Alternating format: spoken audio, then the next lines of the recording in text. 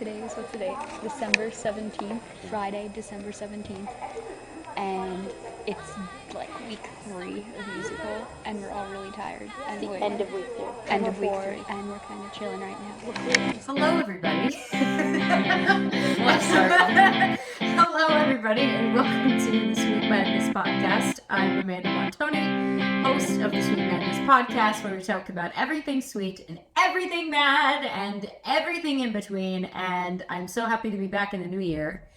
And today I have one of my oldest friends with me to bring in this new section of the season, which I'm really excited about. I've known her for more than half my life at this point. We're coming up on 20 years. I was just doing the math in my head, but 2025 is 20 years. Actually, no, this is 20 years because we met in 04. Yeah. 04? Yeah, Was that 6th grade? Yeah, 6th grade, we 04 to 05, like September 04 to 04 to June of 05. Jesus Christ. So it's been 20 years. It's been 20 years. Wow, that's we're crazy. only 31 years old, so Most of our life. We met when we were like 11.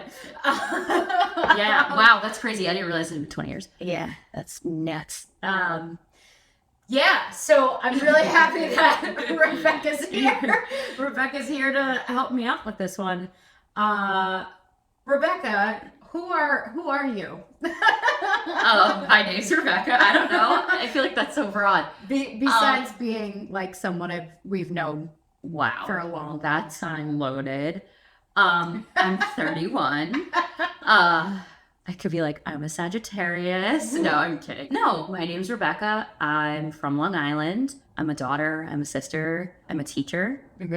And I'm a friend. So, yeah, we'll leave it at that. Yay. I feel like that's a good description. Yeah.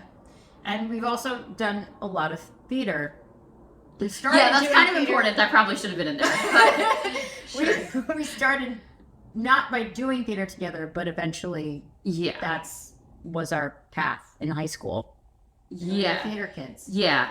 We didn't start as like theater people. I mean, we probably did chorus together in like sixth grade. Yeah. But we started theater like 7th grade. And then probably by like 9th grade was when it was like consuming our lives. And it hasn't stopped since. Yes. So Theater and the Jonas Brothers. if that's what I die by, I'm okay with that. That's what our lives were in high school. Theater and the Jonas Brothers. I wouldn't limit that to high school, Theater- but sure. Yeah. Past high school, past college. Now Today. Do you remember? I don't know if you remember in 6th grade we did that Motown medley. Yes, of course I remember With it. the rainbow tinsel. Okay, I waves. forgot about the tinsel waves. That's the memory we're pulling up. But every time I hear like dancing in the streets or like sugar pie honey bunch, I think of that medley. Did we wear rainbow shirts? Like every row Was a on the different bleacher was color? different color. I think so. And then I also think we That had was green. different colored boas. I know my boa was purple. That's all I know. I forgot about the bows. Yeah. And didn't we have canes? Like, you know when you tap dance and you have like the little like dun dun dun? Yes, I think we did Putting on the Ritz in the spring. I think. Okay, Motown- yeah, I think you're right. We had that and we had like a hat. Yeah. Okay, I I remember think those were 2 separate concerts for some reason. This is such a sidebar. Okay. But like my biggest memory of being in our chorus teacher's room is that one time you were saying before how your leg fell asleep. Yeah. One time my leg fell asleep really bad and my teacher came to pick us up. I think that's what happened. Or maybe I was like there during lunch, but I had to leave the room and I went to stand up and I literally collapsed over. Like I fell to the floor into a big thing of clipboards because my leg was fully numb. And I like, you know, when you step and your foot's numb, so like you think you put it on the floor. I hadn't. So like it was like a couple inches up in the air and I went to put my other foot and I like just toppled over myself. Oh no. Still true to this day that I probably would do the same thing. All but- I remember from music class, I have this vague memory of like, I think the room was green. Was it green? I feel like maybe the tile was green. I feel like it was like that checkerboard tile. The green and black. Yeah, I think so. And then I remember watching The King and I. Maybe we did. And then I just remember our teacher going, Yeah. when teaching us about eighth notes. Yeah. She was just like, I can picture that. And I can picture like when you had to take attendance, you had to sing your name. Do you remember I that? do not remember. Or you had to clap your, so like you'd go around the room and it would be like, Rebecca. Oh, yes! Or it'd be like, Amanda Montoni. Like you had to like sing it or clap it. Yeah. I don't know why I remember that, but. Oh my goodness. Wow. I know. That came out of the vault. Like I remember, I think we would sit in a circle and like every single person had to go around and do it. Yeah. Which like, I guess they were testing rhythm, but my last name was one syllable. So like, I don't know. Yeah. And then we did a West Side Story medley also that year. I was only in that elementary school for 6th grade, so because I moved from Queens. I don't remember doing West Side. I'm sure we did, but I don't remember. I remember doing West Side Story. We did. Were you there when we did a Wizard of Oz one? No. That was good. I mean, I'm sure it wasn't good. We were in 5th grade. It probably was terrible. But it was fun to sing. It was long. It was like 10 minutes long. But we sang that. It probably was not good. But I'm going to die on the hill that it was. So. But then we weren't in chorus together. No, you went to chorus. band. I went to chorus. Well, we went to high school. 7th through 12th. So high school, sure. Our school was a 7th through 12th program. So junior high school together. Yeah. Yeah. But we still did theater, so we like sang enough, I feel like. What a time. Yeah. Given it was New Year's. Do you remember going into school, like after every show, do you remember like, oh my gosh, what's the next one gonna be? What's next year? I mean, yeah. I feel like we felt that more when our musical ended than when our play ended. Yeah. Because I feel like the play ended, but we still kind of knew it was coming for musical. Or like, even if we didn't know what show it was, like, we knew we had something coming. But like, after a musical ended, it was like going to be summer. And then it was like, what's going to happen next year? And like, seniors were graduating. So it was like the next group of people. I feel like I remember it more for that. But yes, I remember that. Remember when in 7th grade, we lent our musical director the DVD of High School Musical and tried to get her to do it the next year? I don't remember that, but none of that is surprising. I also remember the first audition I did at our high school was with Sharpay's part from the lunchroom, like the "This is not what I want." Gosh! Which like we were also auditioning for The Wiz, so like totally the wrong pick of song, and also I shouldn't have been in that show to begin with. So like just so many red flags there. But yeah, that was the first thing I ever auditioned with was that song. Wow. I don't remember. I think I probably sang "Breaking Free." I think I sang. I feel like everyone sang High School Musical, like because it came out that year. Yeah, it came out with the Hannah Montana, with the premiere of Hannah Montana. Yeah, I bet you people sang that too. Probably. You get the limo out front. Wow, that's crazy to think that. Yeah, I do not remember giving her the DVD. I gave it to her. I'm sure I pushed for that to happen. I probably would have loved that. When it came out, I was like, I'm buying it. I'm giving it. Oh, I had the DVD, but I don't remember us like giving it to her. I'm sure we did. I just don't remember it. That was crazy. That's funny. Man. Wow. Given how many years we've known each other and how much anticipation we've had for the musicals over the years. And our musical experience was interesting because we went to a school that didn't have like a drama program. Like there was a drama class, but it wasn't really. Yeah, I guess compared to some other schools, I feel like that's not like super uncommon. No. But, I guess compared to certain other schools, yeah. It was just a very interesting thing to go through that. And then like having our director switch our senior year was it was just very much an interesting like experience in musical over there.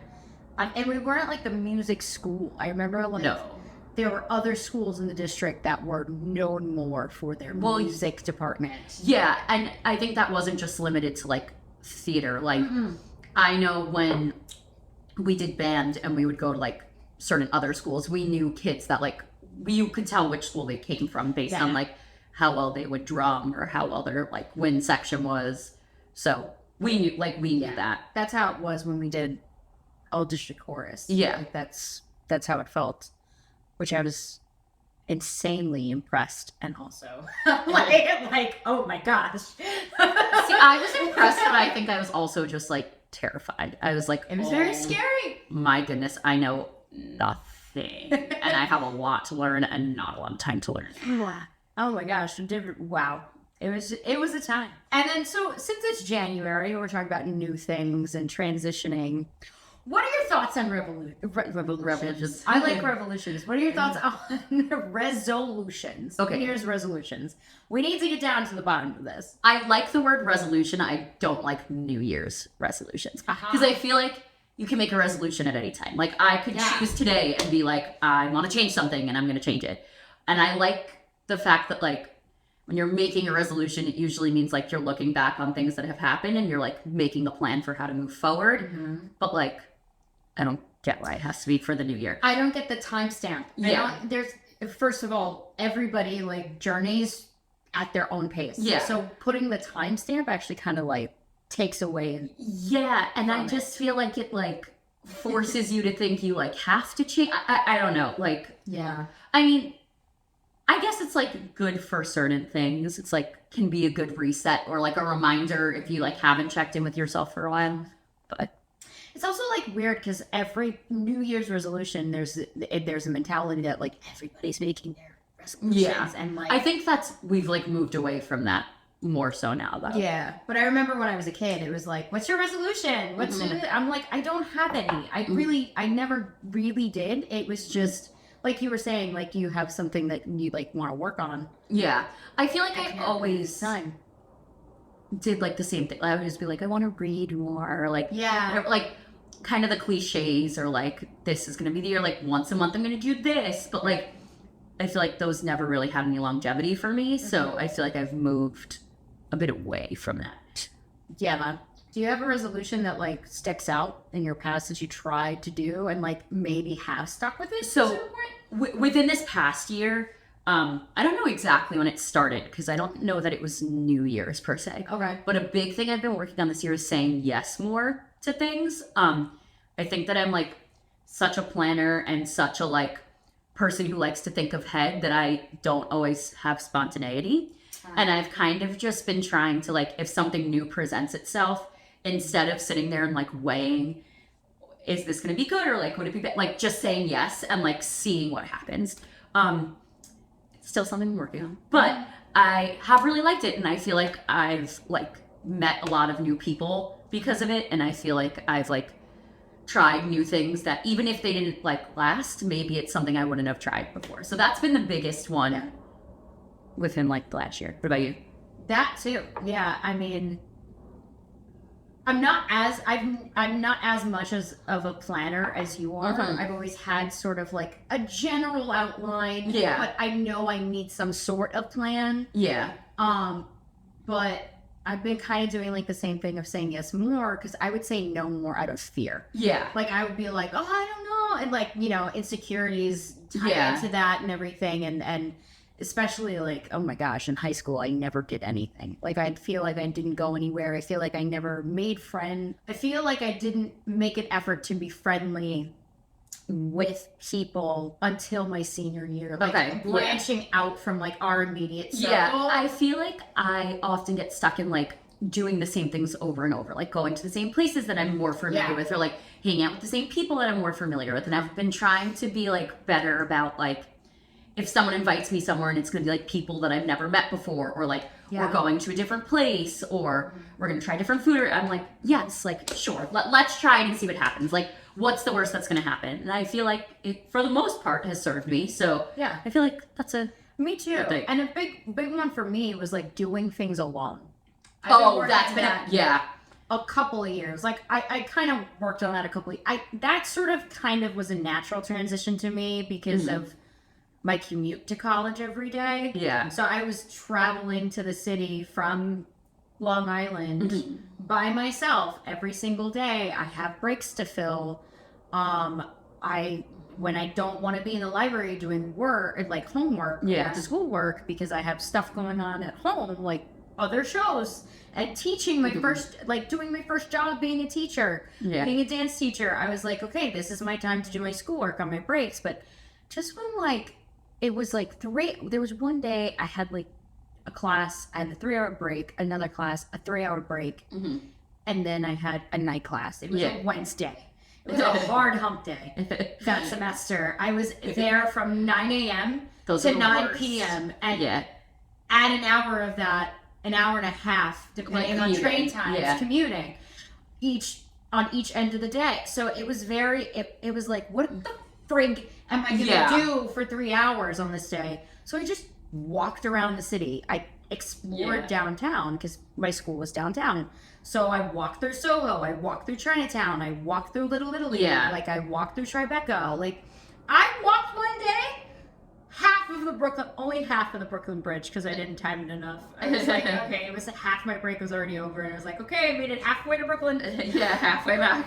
It took me this long. I have to go back to downtown Manhattan. The length of the Brooklyn Bridge, but you didn't walk because you did half and then you did half back. Exactly. So no, that's funny that you say it was like natural for you because I feel like it was so unnatural for me to start doing things alone. Like I never would do anything alone. Like I'd always be like, if I couldn't find someone to do it, I just wouldn't do it.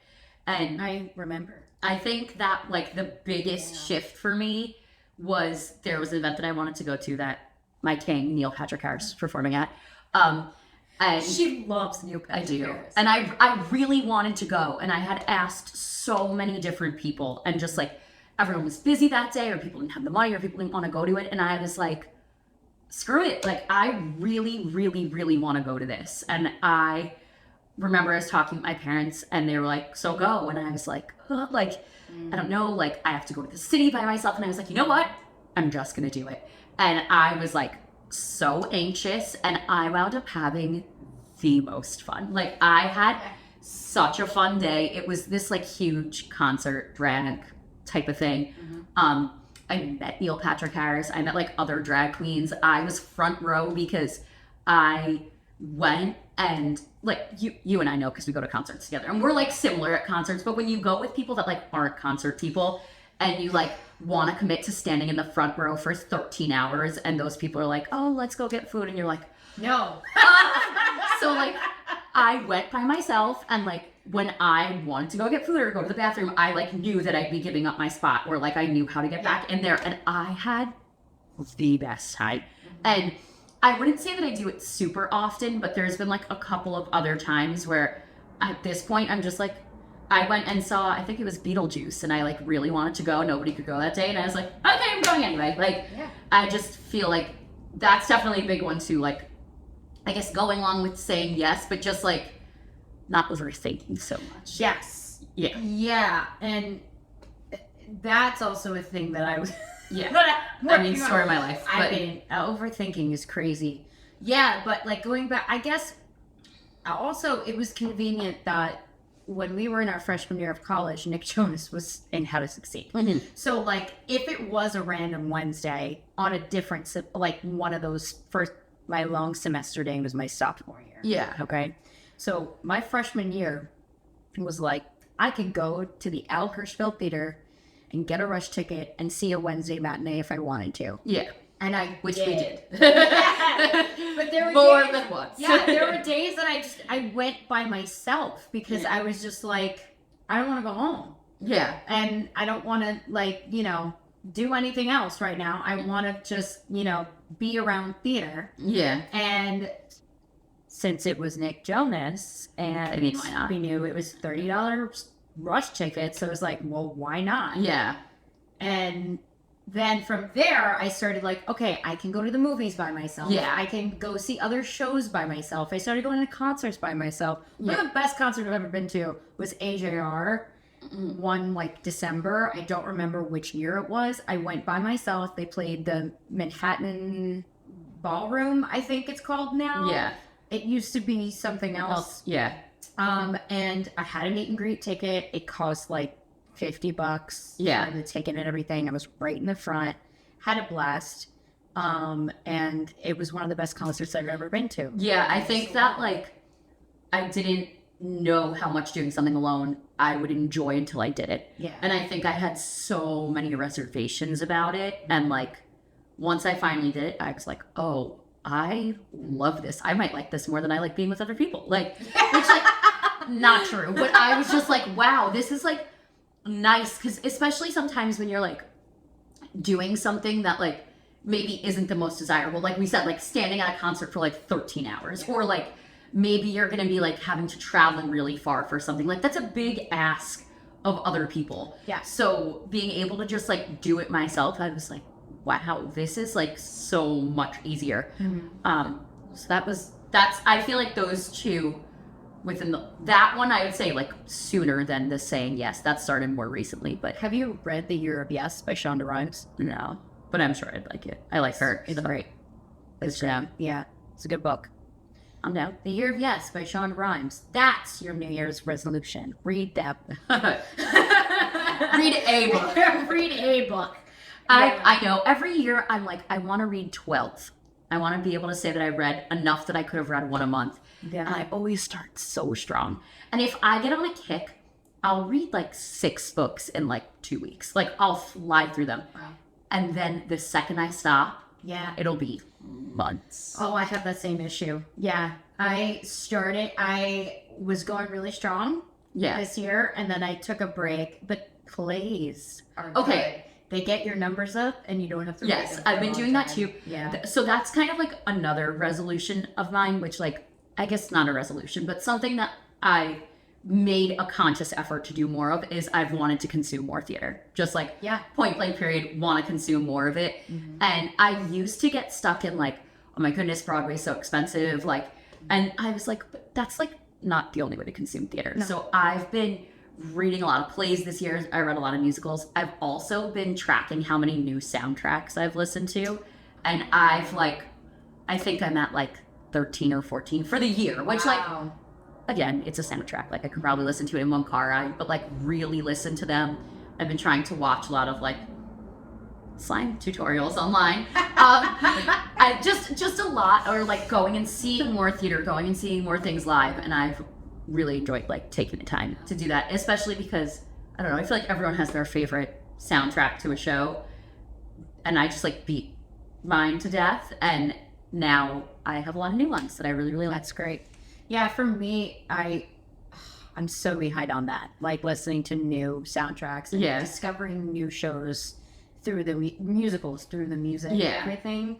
And I think a part of why I don't consume musical theater through discovering soundtracks is because for so long I was choreographing shows and Yeah. directing shows. Mhm. So the way I was discovering new shows were the shows that I was working on, but because that's all I did, like I was working on like 5 shows at once. Yeah. And so every free moment that I had that I wanted to put music on, I went straight to emo music because I was like, I need something that's It's like not theater. Yeah. theater. Mhm. And yeah, that's actually kind of where like I discovered a lot of like the rock bands and the emo bands Yeah. that I listened to. Mhm. I think for me, I was getting so like tired of listening to the same stuff that I wasn't listening to theater a lot.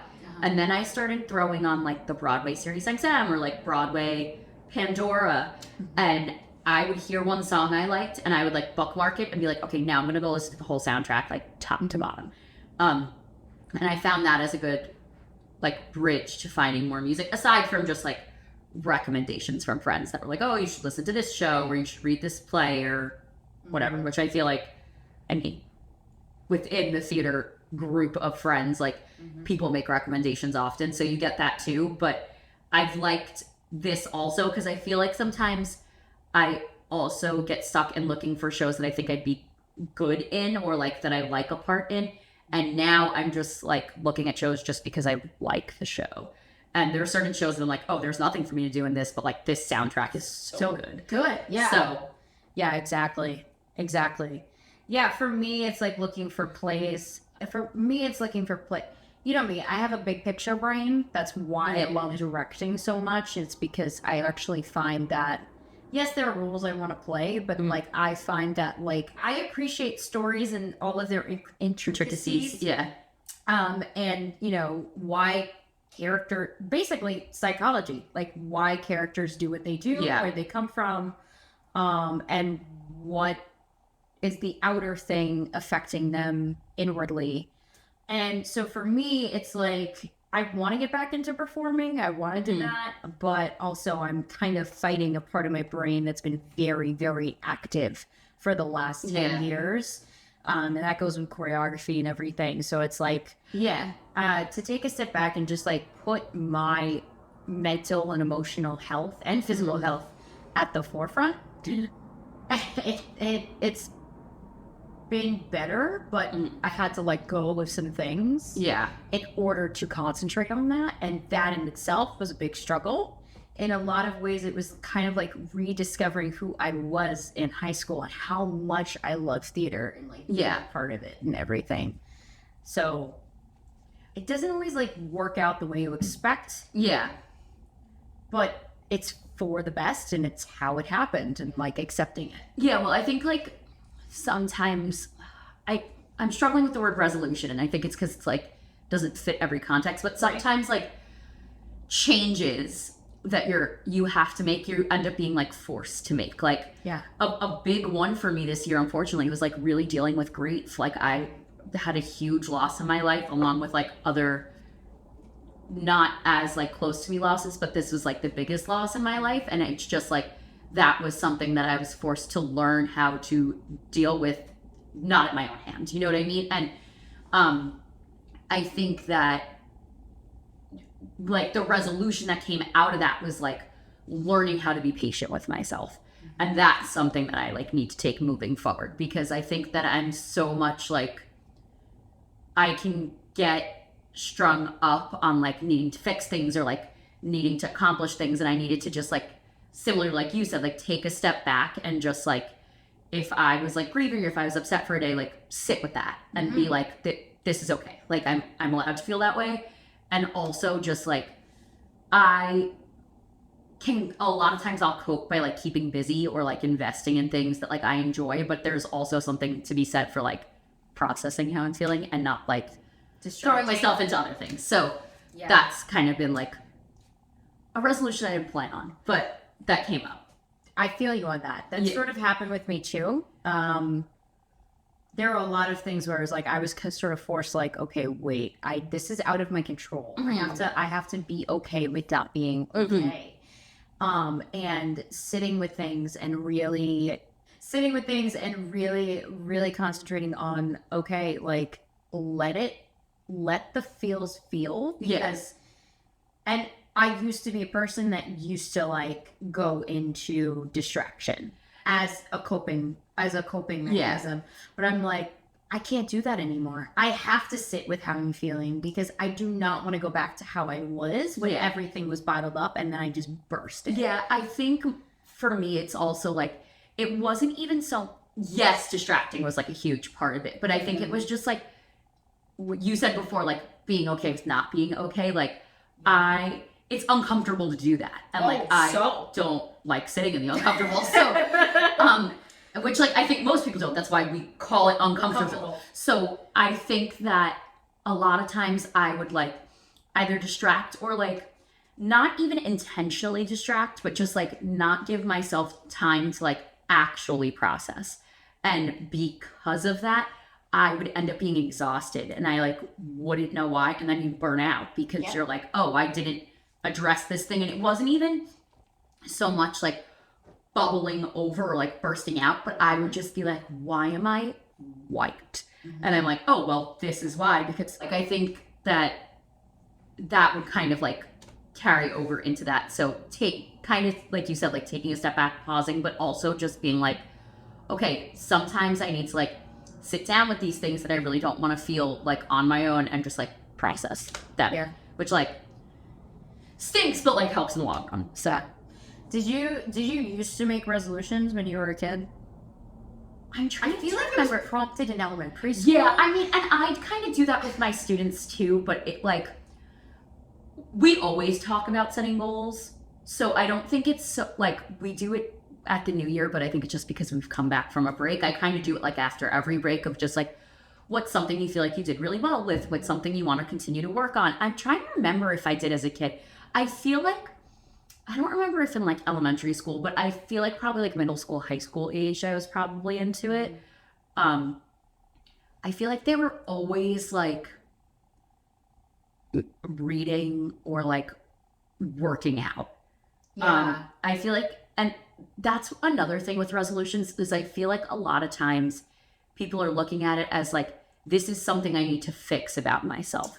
And I don't always like that either. Like it can just be something that you're like good at and want to be better at, or like something you've never tried before. So Yeah. I think that when you change that thinking a little bit, it also makes it like less daunting. Like if you're doing something because you feel negatively about it, then like why are you gonna want to keep doing it? You're not gonna have any sustainability. Exactly. And that's why I think I would fall off with a lot of ones that I'd pick. Yeah, there was like there was one year where it's like, okay, I mean, you know, I was always plump when I was younger, so I was like, okay, this is the year that I'm gonna like lose all this weight. Yeah. And that was me in like 9th grade. I was very, very big, and I was very big in my dance class. And so like, of course there was like pressure, and I had a different teacher. It was another teacher that came in to teach, and she was, not that she was blatant about it, Yeah. but she did make comments that other teachers in the studio never made before. And there was a time where like I was like, I'm thinking about quitting, and that's a huge part of who I am, and still is. I mean, I'm discovering it again in a different way with a different perspective. But it was just like, yeah, this is gonna be the year. This is gonna be here. And then I felt that shame that I felt shame. Yeah. And I was just like, I'm so hungry. I'm starving. I'm eating like a rabbit. And this was before I was a vegetarian. And I'm a vegetarian now. And I still don't eat like a rabbit. But like, it's just like, this isn't healthy to go from that extreme. Yeah. And I got a book. I remember I got a book that was like a diet for dancers book. And I'm like, these parameters for heights and weights are just like not biologically possible for everybody. I also think it's just like, again, when you're talking about like resolutions, like I think sometimes you can fall into a pitfall of becoming a bully to yourself. Yes. And I think that that's where resolutions can go wrong. And I think that that's also where it's like, I feel like we've been taught to be like, look at this negative thing, find something negative about yourself and fix it, as opposed to looking at yourself and saying like, what's something I want to work on so that I can be better. And it boils down to like what you might actually do might have been the same in both situations, but your outcome of doing it is probably going to be different because you're going in with a different mindset. Yeah. And that's kind of like what we're both saying. Like when you have these resolutions and you're going in like already thinking of it negatively, you're not going to be able to do it. Like so many times you see, and like I feel like a lot of people like fitness is a big one to talk about because I feel like that's like a common one that people set, is why it's like people register for the gym in January and then like don't go back. And I feel like it's because like you go in with this mindset, and then if you like fail even a little bit by your standards, not by anybody else's, then like you feel like you can't keep up with There's it. so much pressure that there's the subliminal societal expectation, and then there's the pressure you put on yourself, which I think is almost even harder. It is. It's so much harder. Like I think about myself and I'm like, I literally, the pressure I used to put on myself was insane. Yeah, I mean, same. It was insane. I was like, this is why I'm just like bursting every 5 minutes. Like, I can't, and that's something like, I'd like to do things well. Yeah. So I always work to be good, but that pressure that I was putting on myself was like, I have to be the best. I have to get it right the first time. I can't ask for help.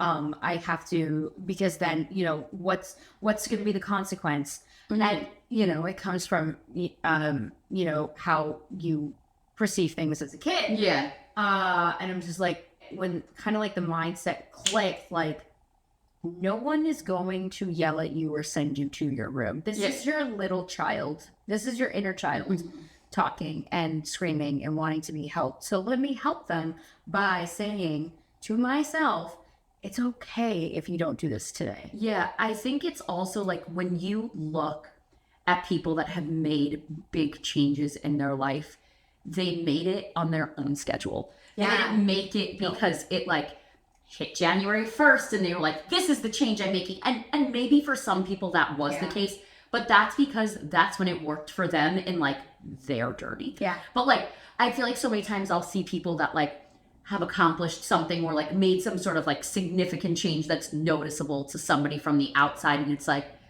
oh, they didn't make that because the date changed. They made it because it was something they wanted to do. Like, right. So It's also weird because being in this state, everybody thinks it's instantaneous. And it's no, these people have gone through probably, first of all, you don't know their own journey personally. Like, you don't. You're not a mind reader. That's because everyone's seeing everyone's highlight reel. Exactly. And it's like, hold on, pause. Yeah. You are not doing a bad job because they had the outcome they wanted. Yeah. So this is going to bring me to like my other big resolution. Okay. Which was that like, again, not resolution. It's something I already feel like I'm working on, but like comparison. Yes. Just as like a whole, like, other people's successes are not your failures. And like, I try to remind myself of that constantly, but it's hard when like, there's so many places you could look at that in, like, right? Like we do theater, which is naturally a comparison based field. So like you're literally going into an audition looking to be compared to others. Like that's the point. They're looking for who fits apart. Then you could think about it like societally, like, okay, I'm being compared to other women. I'm being compared to people based on my weight, my age, my gender, like so many different things. And then you could think about it like in terms of like friend groups, like, oh, I'm being compared to this. There's so many different ways. And I like, I know they say like certain things are the thief of joy and like comparison's gotta be up there. It's like carrying a big freaking bag robbing the bank of joy right now because like, that should be an Inside Out character comparison. No, but like, you know what I mean? Yes, like, no, I just feel like, and that's like a big thing I've been focusing on too. Yeah. Or trying to focus on. It just brings out everybody's insecurities. Yeah, like times 100. No.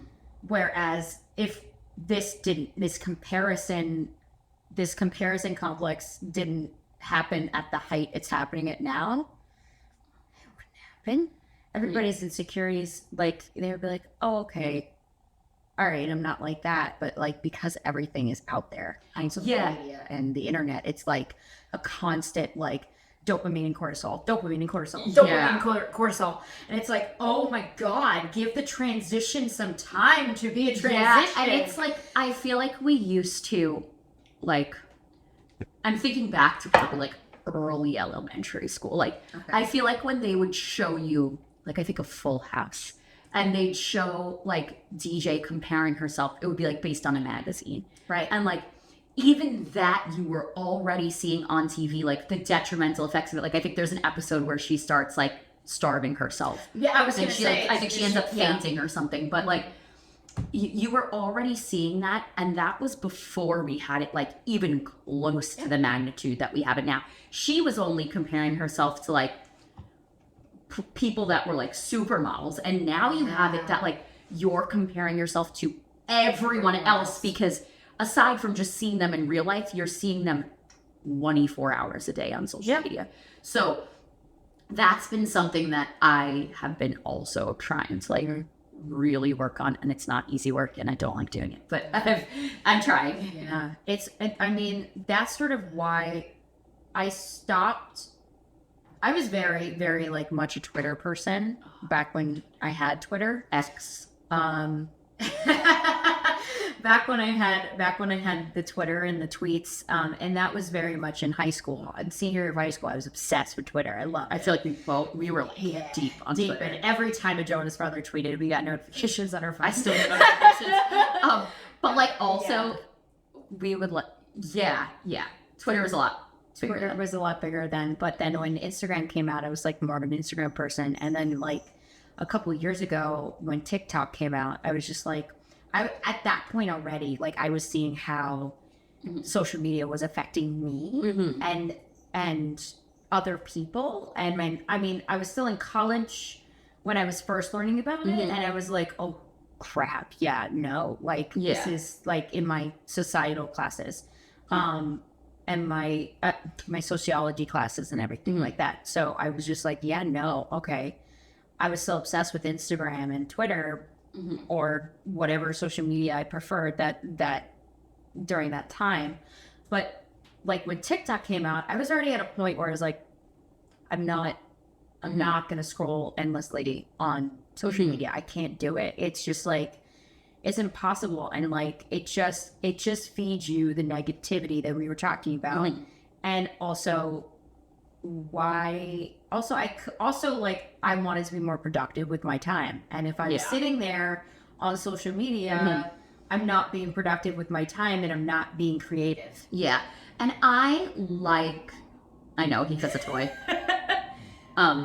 I like social media. Like, there are parts of me that I do see I love its strengths. Yeah.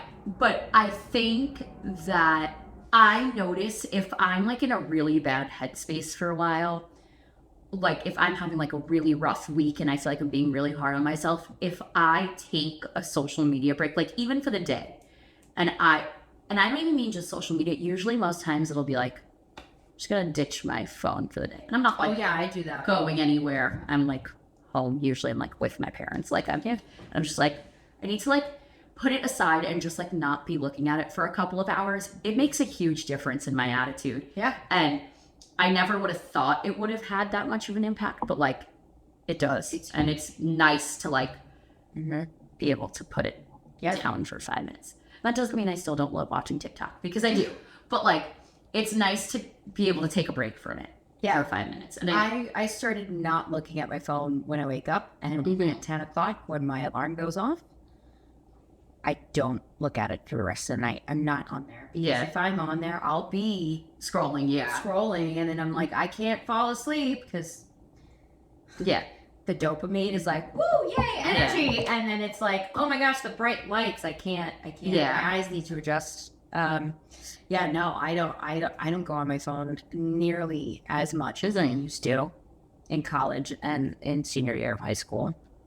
Yeah.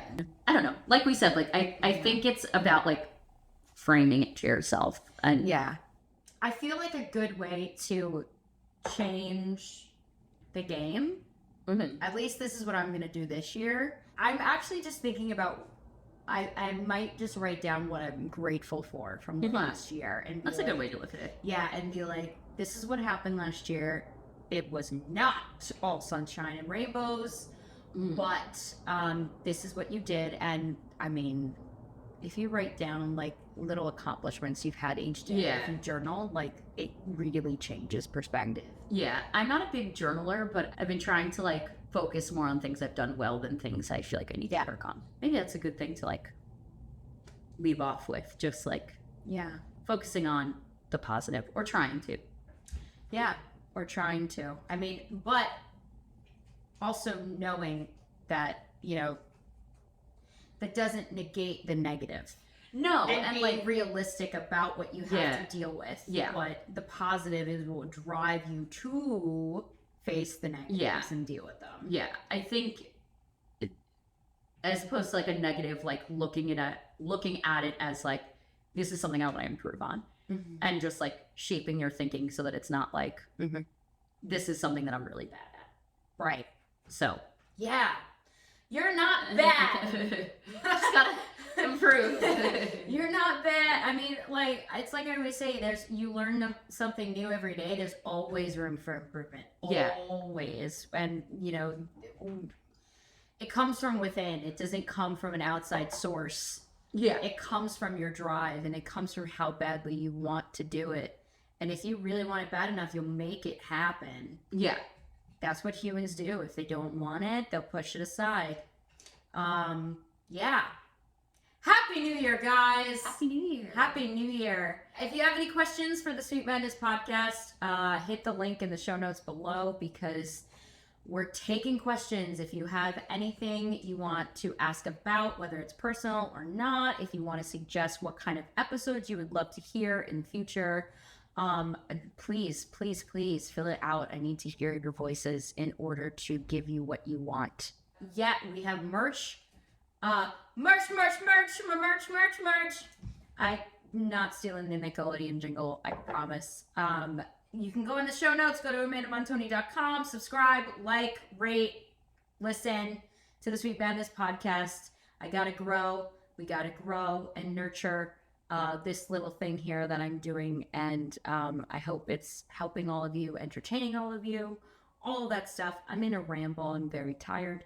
Happy New Year. Happy New Year. And if you want to make a resolution and you're listening to this podcast in May, you can still make it. You can still make it. You can still make it. Bye, guys. Sweet things are always happening in the madness, and hold on to those nuggets. Bye, guys. Nuggets.